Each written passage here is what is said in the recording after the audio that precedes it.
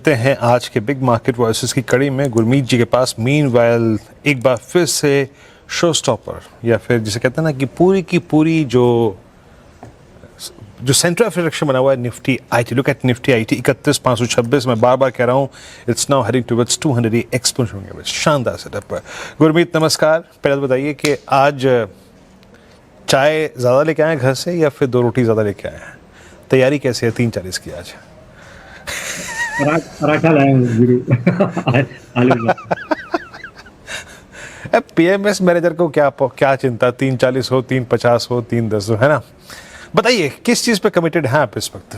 मतलब एक earning season आपने देख लिया, आपके कन्विक्शन को और कन्विक्शन देने के लिए अब आपके पास सर्कमस्टेंसेज हैं, स्टैट्स हैं। सबसे स्ट्रॉन्ग कन्विक्शन कहाँ पर है गुरमीत आपका इस अर्निंग सीजन को देखने के बाद? आई थिंक ऑटो और ऑटो एंसिलरीज पे आ रहा है वीरू। आई थिंक मैं बहुत सरप्राइज हूँ क्योंकि Q1 थोड़ा स्लगिश होता है। जुलाई भी थोड़ा सा ऑफ सीजन होता है, ऑफ सीजन ही बोलूंगा, फ्लैटिश सीजन होता है ऑटो के लिए।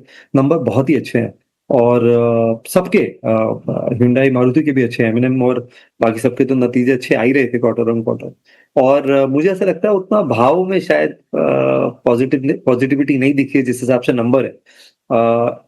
M&M के नतीजे शानदार थे, उसके बावजूद स्टॉक में वो मूवमेंट देखने को नहीं मिला है जो हमें उम्मीद है। तो यहाँ पे मुझे लगता हम वेटेज बढ़ा रहे हैं। हमने KPIT टेक्नोलॉजी भी लिया था, मेरी आपसे और अनु से चर्चा हुई थी जब आईटी एकदम लो पॉइंट पे था कि 550 लेवल के आसपास। हमने थोड़ा ऐड किया था क्योंकि वो टेक और ऑटो दोनों प्ले दे रहा था। और ऑलरेडी नेगेटिविटी जो थी, गाइडेंस जो उन्होंने कम किया था, वो प्राइस में था। तो यहाँ पे हम ओवरवेट है। आई थिंक लगभग 20% वेट होगा पोर्टफोलियो का। बहुत सारी ऑटो एंसिलरीज में आपको अर्निंग अपसाइड देखने को मिलेगा। संधार टेक्नोलॉजी है हमारे पास, ऊनो मिंडा है, राजरतन के नतीजे बहुत अच्छे आए जो बीड वायर बनाते हैं टायर की।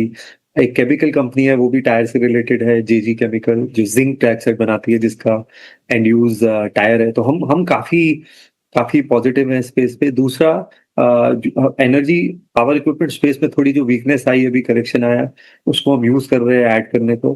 चाहे वो जी वर्नोवा हो, चाहे आजाद इंजीनियरिंग हो, हमने करेक्शन पे थोड़ा सा एडिशन किया है पॉलीकैब हो, केबल्स एंड वायर स्पेस में। तो ये 2 पॉकेट हमें बड़े स्ट्रक्चरल लग रहे हैं जहां हमें लगता है कि अपॉर्चुनिटी लंबी है। और कुछ पॉकेट्स में जैसे बैंक्स हैं, कैपिटल मार्केट प्लेस हैं, यहाँ पे भी चीजें अच्छी लग रही है। अर्निंग सीजन ने काफी सरप्राइज किया है Q1 के पॉजिटिवली। और काफी, और मुझे लगता है कहीं ना कहीं ये ब्रेथ ऑफ द मार्केट में रिफ्लेक्ट भी कर रहा है। ये मारुति के नंबर्स आपको कैसे लगे? अभी आप बोलते बोलते निकल गए, लेकिन जैसे मेरे को इम्प्रेस कर रहे थे नंबर्स। टॉप लाइन बहुत स्ट्रॉन्ग था। आई थिंक उन्होंने खुद एक हिट ले लिया अपने मार्जिन्स पर, just to give boost to top line. और मेरे ख्याल से प्राइस कुछ बहुत उन्होंने इंक्रीज लिए भी नहीं, प्राइस हाइक। मारुति को आप कैसे रीड कर रहे हैं? ये प्राइस कैसा लग रहा है आपको इस वक्त? एक्चुअली मार्केट फ्यूचर देखता है और मुझे लगता है कहीं ना कहीं जहां भी EV पोर्टफोलियो बेटर है, जहां पे हाइब्रिड पोर्टफोलियो बेटर है, वहां पे शायद बाजार ज्यादा रिवॉर्ड करेगा। इसलिए हम M&M को लेके काफी ओवरवेट है। उसके अलावा अगर आप देखिए, आप टू व्हीलर्स में भी देखिए, आज आप देखिए एथर साल की 2.5-3 लाख मोटरसाइकिल बेचता है, उसका मार्केट कैप लगभग 40-50 हजार करोड़ हो गया है। हीरो साल की मुझे लगता है 15-20 गुना ज्यादा बेचता है, 55 लाख बेचता होगा, 60 लाख बेचता होगा, उसका मार्केट कैप 1 लाख 1.25 लाख करोड़। और हीरो का स्टेक है इतने में। तो कहीं ना कहीं बाजार ये देख रहा है कि फ्यूचर ग्रोथ क्या होगी, उतनी वॉल्यूम ग्रोथ आएगी। और मारुति के पास ऑलरेडी 45% के आसपास मार्केट शेयर है। तो मैं नेगेटिव नहीं हूँ, बट हमने पोर्टफोलियो में ऐड किया है। मैं वहां देखूंगा जहां मार्केट शेयर बढ़ सकता है।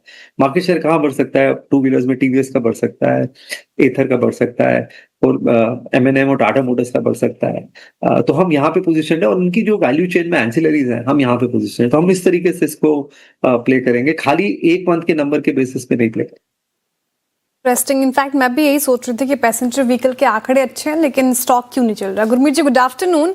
अच्छा, जुलाई का महीना काफ़ी अच्छा रहा है FPIs की बाइंग के लिहाज से अगर आप देखें तो, और जिस तरीके से ये इमर्जिंग मार्केट थोड़ी कोलैप्स हुई है, कॉस्ट भी जिस तरीके से टूटा, साउथ कोरियन मार्केट जिस तरीके से टूटा, तो क्या लग रहा है सर अगस्त में अब FIs की बाइंग और अच्छी होगी? देखिए, फिंगर्स क्रॉस ने, हम तो 2 साल से 2.5 साल से वेट कर रहे हैं कि एक मीनिंगफुल FI फ्लोज आए। पर लग रहा है कि शायद सर्कमस्टेंसेस बन रहे हैं, कम से कम सेलिंग कम हो रही है। I think for the time being मैं खुश हूँ कि ज्यादा बेच नहीं रहे हैं या कम बेच रहे हैं या फ्लोस कमा रहे हैं। आई थिंक वो इटसेल्फ एक पॉजिटिव है। दूसरा, आप देखिए जो पूरे हाई फ्रीक्वेंसी इंडिकेटर्स हैं, आप जीएसटी नंबर देखिए 2,15,000 करोड़ है, आप बैंक क्रेडिट ग्रोथ देखिए 17-18% है, ऑटो नंबर्स देखिए, डायरेक्ट टैक्स कलेक्शन बहुत अच्छा था, Q1 के नतीजे अच्छे आ रहे हैं और भारत बहुत बड़े बड़े स्टेप्स ले रहा है, स्पेशली प्रिसीजन इंजीनियरिंग में। हमने अपना पहला एक्सपैंडेबल जेट इंजन बनाया, रॉकेट लॉन्च किया एक प्राइवेट कंपनी ने, बहुत सारा काम हो रहा है न्यूक्लियर कंपोनेंट्स पे। तो मुझे लगता है एक हम अच्छी कैपेक्स साइकिल में एंटर कर रहे हैं और जब कैपेक्स साइकिल स्टार्ट होती है बहुत लंबी चलती है, बहुत समय बाद मुझे लग रहा है बहुत सारे सेक्टर्स में कैपेक्स साइकिल देखने को मिल रही है। और आप देखिए गोल्ड मोनेटाइज हो रहा है, बहुत रिकॉर्ड गोल्ड का एक होल्डिंग, एक सुनील सिंघानिया जी ने अभी पीछे डेटा दिया था कि 1.5 ट्रिलियन था गोल्ड का होल्डिंग आज से 5 साल पहले, आज 4-4.5 ट्रिलियन है। और कहीं ना कहीं गोल्ड लोन के फॉर्म में ये मोनेटाइज हो रहा है। इसका इम्पैक्ट आपको देखने को मिल रहा है कंजम्पशन में, चाहे वो एफएमसीजी हो, ऑटो, कंज्यूमर ड्यूरेबल। तो मैं काफी कंस्ट्रक्टिव हूँ मार्केट को लेके। मुझे लगता है second half of the year में एफआईआई फ्लोज भी पॉजिटिव होंगे और बाजार ने जो 2 साल कंसोलिडेशन किया है और जो रिटेल इन्वेस्टर्स ने भरोसा दिखाया है, आई थिंक उनको रिवॉर्ड मिलेगा। आपने थोड़ा सा जिक्र किया गुरमीत जी एफएमसीजी काउंटर्स का, आईटीसी के नंबर आए और बहुत ही स्ट्रीट डमाडोल स्थिति में थी कि चलेगा कि नहीं स्टॉक सिगरेट वॉल्यूम के नंबर को देखते हुए। कैसे लगा आपको सर आईटीसी का नंबर और जिस तरह से स्ट्रीट ने रिवॉर्ड किया, और ओवरऑल एफएमसीजी पैक के नंबर्स ठीक ठाक ही रहे हैं, क्या व्यू बन रहा है? क्या अब ये जिस स्पेस ने काफी पेशेंस टेस्ट किया है यहाँ पर भी एक पॉजिटिविटी की उम्मीद रखें? बिल्कुल, आईटीसी ने तो काफी पेशेंस टेस्ट किया है। तो कई बार सारे नेगेटिव प्राइस में होते हैं, ड्यूटी स्ट्रक्चर बड़ा फरवरी में वॉल्यूम इम्पैक्ट हुआ और एक्साइज को रिलेटेड चेंजेस हुए, तो वो प्राइस में था, इस करके आपको शायद थोड़ा सा रिबाउंड दिख रहा है। हमें food business with in FMCG बहुत अच्छा लग रहा है। आप मैरिको के नतीजे देखिए, आप मिसेस बेक्टर के देखिए, टाटा कंज्यूमर के नतीजे के, बहुत सारी जो कंपनीज फूड सेगमेंट में है वहां पे नतीजे बहुत अच्छे आए, क्योंकि एक तो प्राइस रियलाइजेशन बढ़ा है और ये कॉन्फ्लिक्ट की वजह से एक फूड का शॉर्टेज हुआ है और एक मूवमेंट हो रहा है ब्रांडेड फूड्स की तरफ। तो हमें ये पॉकेट एफएमसीजी का अच्छा लगता है और हमें इटर्नल अच्छा लगता है। हमें लगता है कि अब ब्लिंकिट का मार्केट शेयर लगभग 50% हो गया है और जो एक बार 50% क्रॉस हो जाता है वो डोमिनेट करता है, और अमेजोन नाउ शायद बाकी के स्विगी जेप्टो के मार्केट शेयर को ज्यादा इम्पैक्ट करेगा बिग बास्केट के रादर देन ब्लिंकिट के। और इसके अलावा हमें एफएमसीजी में जो बीपीसी सेगमेंट है वहाँ हम इतना पॉजिटिव नहीं है, क्योंकि बहुत सारे ब्रांड्स हैं फॉरेन के जो लिस्टेड नहीं है, लोकल ब्रांड्स हैं, वो टफ कंपटीशन दे रहे हैं। आप एस्टी लॉडर को देखिए, क्या उनका कितना ग्रोथ हुआ है वॉल्यूम का, वो कहीं ना कहीं लैक्मे से या दूसरे ब्रांड से हुआ है। तो जो भी beauty and personal care segment है, हेयर सेगमेंट है, वहां पे एक स्टैग्नेंसी है, वो हमें एचयूएल के नंबर में भी दिखा, बहुत सारी दूसरी कंपनी के नंबर में भी दिखा। जो फूड बिजनेस है और जो high grow new age businesses हैं, यहाँ पे हम ज्यादा कंस्ट्रक्टिव। हमने रिसेंटली मीशो में भी थोड़ा सा पोजीशन लिया।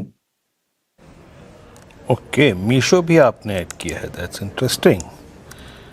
मीशो एक बार लेके आइएगा, मीशो क्या कर रहा है, 191 स्टिल। अगर आप देखें रेंज के, नॉट एग्जैक्टली हाईएस्ट बट हाँ अच्छे जोन में ट्रेड करता हुआ। अच्छा गुरमीत, गोल्ड पर आपके विचार क्या है? डोमेस्टिक प्राइसेस करीब करीब 141 के आसपास, अंतर्राष्ट्रीय प्राइसेस करीब $4,000 के आसपास।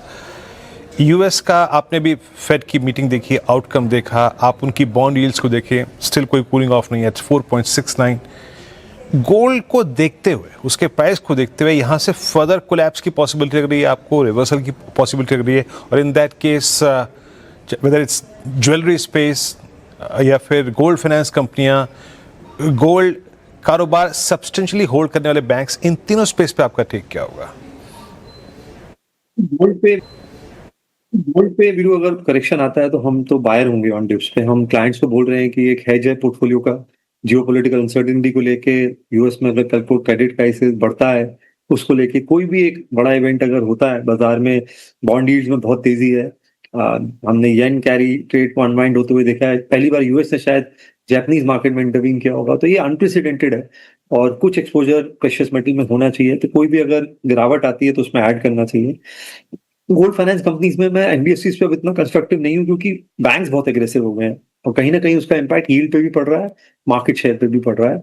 और थोड़ा सा जब गोल्ड प्राइसेस में करेक्शन आता है तो क्रेडिट कॉस्ट थोड़ा सा इंक्रीज होता है। ज्वेलरी बिजनेस में वैल्यूएशन कंफर्ट नहीं है। आज आपको एक स्टोर डालना है तो 150-200 करोड़ लगते हैं और उसमें स्टोर का 80-85% कॉस्ट गोल्ड होता है। तो रिटर्न रेशियोज आप तनिष्क हटा दीजिए, इतना आसान नहीं होता है। तो मैं अपर एंड कंजम्पशन में प्लेटफॉर्म प्लेस में ज्यादा बुलिश हूँ। प्रीमियम कंजम्पशन है जैसे हाई एंड वॉचेज हैं, यहाँ पे ज्यादा बुलिश हूँ वर्सेस ज्वेलरी या एनबीएफसी में, क्योंकि जैसे मैंने बोला बैंक्स मुझे लगता है आज 12-13 अर्निंग मल्टीपल पे बैंक्स मिल रहे हैं। मुझे नहीं लगता इस वैल्यूएशन पे बैंक्स आपको मिलेंगे 1.5 साल के अंदर। तो रिस्क रिवॉर्ड बहुत अच्छा है, और लीडिंग बैंक्स मिल जाएंगे आपको, बहुत ज्यादा नीचे जाने की भी जरूरत नहीं है। पिच याद रखिएगा, इट्स ऑलमोस्ट 3:15 नाउ। 3:15 से हमारा जो कैश सेशन है वो लागू हो जाएगा। याद रखिएगा जितने भी कैश के स्टॉक्स हैं सबकी ट्रेडिंग सुचारू रूप से जारी रहेगी, but now all the stocks जहां पे डेरिवेटिव्स की ट्रेडिंग होती है वो फ्रीज हो जाएंगे for their cash price discovery. बाकी अगर आप देखें जो ट्रेडिंग है याद रखिएगा 3:40 तक रिज्यूम करेगी। और एक बात याद रखिएगा, कैश के स्टॉक्स सुचारू रूप से ट्रेड करते रहेंगे। तो अब 3:15 पे हम कैश सेशन में एंटर कर चुके हैं, तो भारतीय बाजारों का एक नया अध्याय शुरू हो रहा है। याद रखिएगा it's just for a better price discovery, है ना। बहुत सारे अगर आप देखिए कुछ इश्यूज थे, बट गुरमीत जी जिस दिन ये इंडेक्स का अलाइनमेंट होगा, एमएससीआई रिबैलेंसिंग होगी, उस दिन कैसे करेंगे फिर?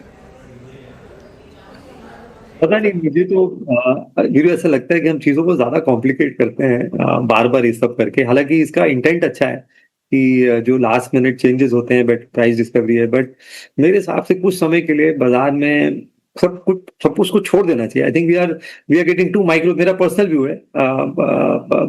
और वो फ्लोज से एक दिन का इम्पैक्ट पड़ता है, ट्रेडर को इम्पैक्ट पड़ता है फ्लोज का। हमारे जैसे लॉन्ग ओनली फंडामेंटल साइड पे कोई बहुत ज्यादा इम्पैक्ट नहीं पड़ता है। हमें तो अच्छा लगता है अगर कोई अच्छा स्टॉक खाली फ्लोज की वजह से उसमें कुछ फ्लाइस फ्लक्चुएशन आता है। इंटरेस्टिंग। 3:40 तक स्क्रीन के दीदार करेंगे सब लोग का।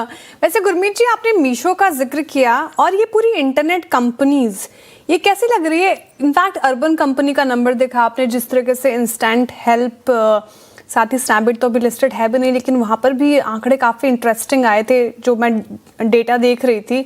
ये स्पेस क्या एक बड़ी थीम हो सकती है आगे चलकर? क्या हमें लगता है कि कुछ एक यूनिट कंपनीज बहुत बड़ा हो जाएंगी और इसलिए बास्केट बनाने की जरूरत है, क्योंकि ये बाइनरी गेम है, 0-1 का गेम है। आप गलत होंगे तो बहुत गलत साबित होंगे। तो इसमें कंसंट्रेशन रिस्क अवॉइड करने के लिए आप एक बास्केट बनाइए। हमने न्यू एज बिजनेसेस का बास्केट अभी 7-8% रखा है पोर्टफोलियो में।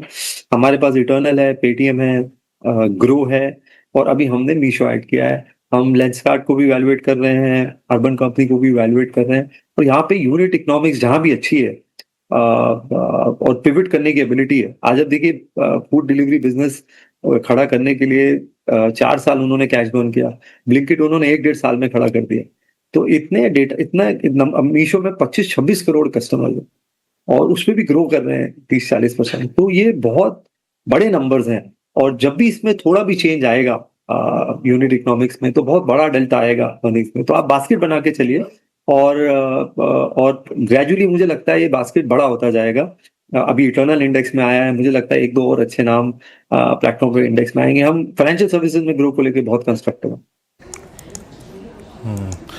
चलिए गुरमीत, बहुत बहुत शुक्रिया आप इस कार्यक्रम में शामिल हुए और सभी सेक्टर्स पे, इंडस्ट्रीज पे।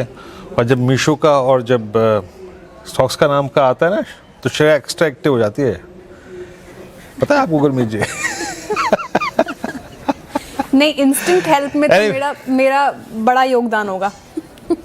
है, हाँ ये बात है, ये बात तो है। चलिए अब एक